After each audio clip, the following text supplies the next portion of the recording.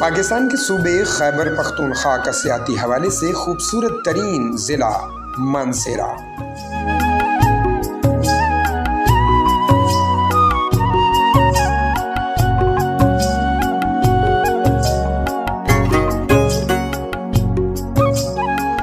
آپ دیکھ رہے ہیں وائس آف پاکستان، میں ہوں لیاقت علی۔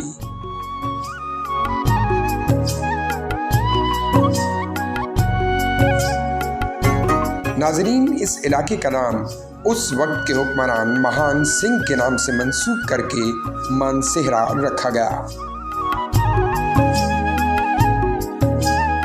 ہزارہ ڈویژن کا خوبصورت ترین ضلع جو سبززاروں، دریاؤں، جھیلوں اور چراگاہوں، میدانی اور پہاڑی سلسلوں کی وجہ سے یہ سرزمین اتنی خوبصورت ہے جس کی کوئی مثال نہیں ملتی۔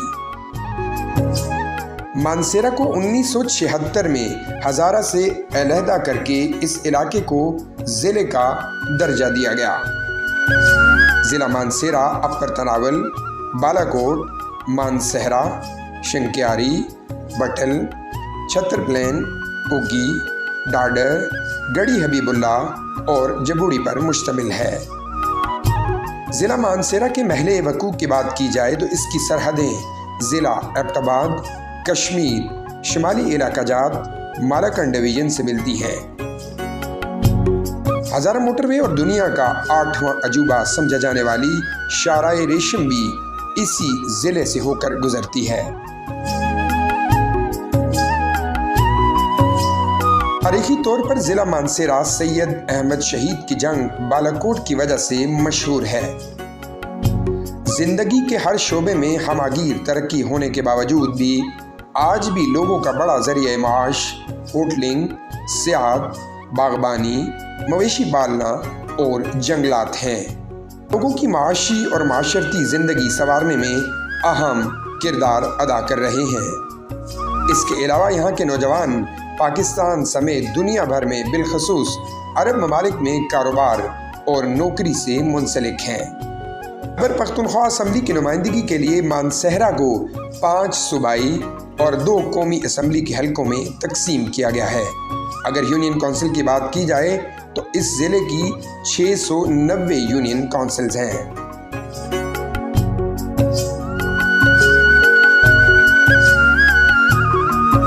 8 اکتوبر 2005 کو قیامت خیز زلزلے نے اس ضلع کے انفراسٹرکچر کو تباہ کر دیا تھا۔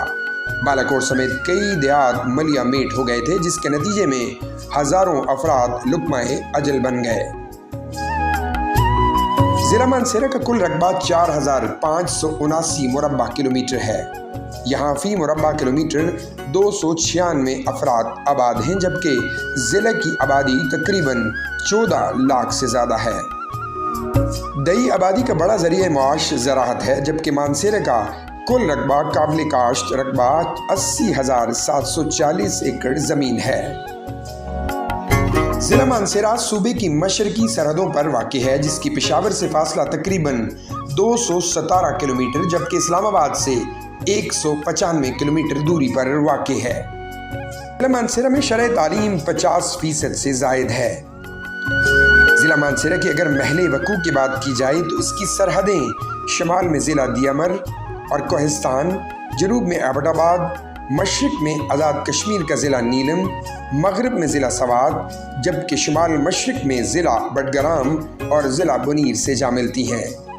ضلع مانسہرہ کی سیاحتی حوالے سے بات کی جائے تو یہ ضلع دنیا بھر میں اپنا ایک منفرد مقام رکھتا ہے، جس کی ایک جانب نانگا پربدرا کا پوشی اور بابو ٹرسوب جیسے فلک پوش پہاڑ، جبکہ دوسری جانب جنت نظیر وادیاں کاغان، ناران، شوگراں، بالا کوٹ، بفا اور ڈاڈر اپنے قدرتی حسن کی وجہ سے سوئٹزرلینڈ سے کہیں آگے ہیں۔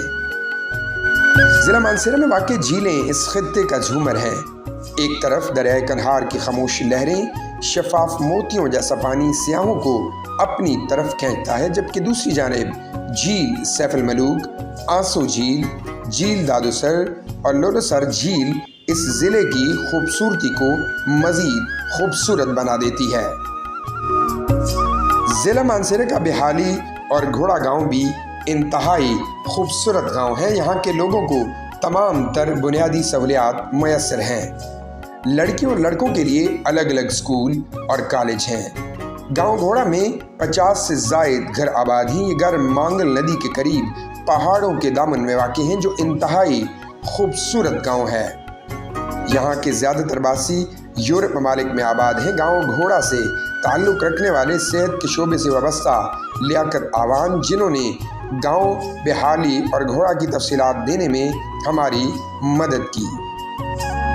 मानसरा की मकामी ज़बान हिंदको है, जबकि कुछ इलाकों में पश्तो, गोजरी, कश्मीरी और कोहिस्तानी ज़ुबानें बोली जाती हैं। इस ज़िले में ऐवान, तनोली, सैयद, शवानी, गोजर, करलाल और दीगर कबाइल के लोग आबाद हैं।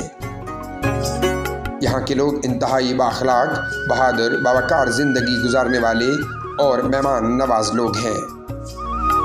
ज़िला मानसरा के तमाम इलाकों की एक ही डॉक्यूमेंट्री में बात करना मुश्किल था, मगर हमसे जो खूबसूरती बयान हो सकी हमने कर दी। बाकी आप पर है, इस वीडियो को इतना शेयर करें ताकि दुनिया के कोने कोने में बसने वाले मानसरा की खूबसूरती को देख सकें।